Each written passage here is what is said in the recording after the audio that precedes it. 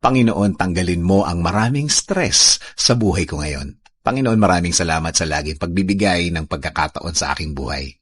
Sa lahat ng unlimited na chances na hatid mo sa akin, mga pagkakataon na pwede kong gamitin para mas maging mabuting tao. Lord, alisin niyo po ang lahat ng aking stress o ang lahat ng stress na nasa akin po ngayon, Lord. Kayo na po ang magtanggal ng mabigat na nararamdaman ko.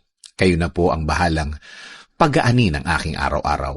Isinusuko ko na po ang lahat ng aking problema ngayon, Lord.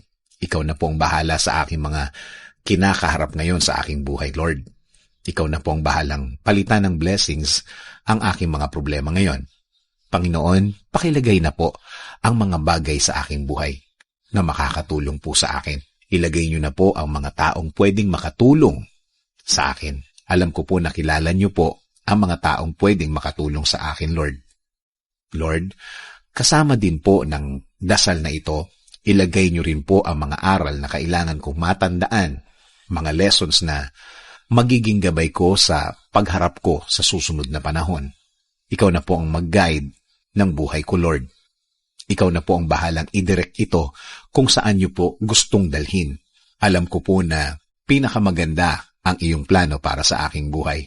Alam ko pong kayo lang ang makakabago ng aking sitwasyon.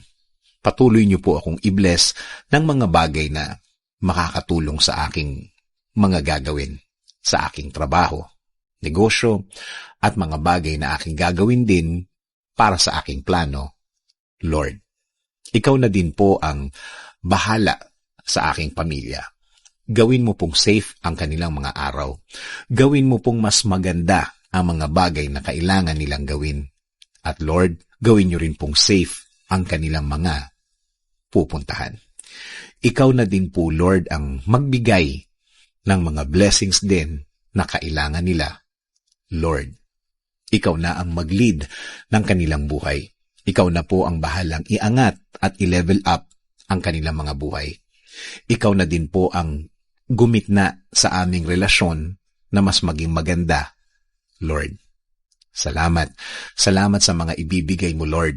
Alam kong hindi ako mabibigo sa mga idinadasal ko sa inyo, Lord. At alam kong patuloy niyo akong babantayan sa lahat ng oras, sa lahat ng araw ng aking buhay.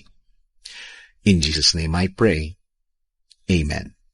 Sabi nga sa Mark 9:23, Jesus said to him, "If you can believe, all things are possible for one who believes."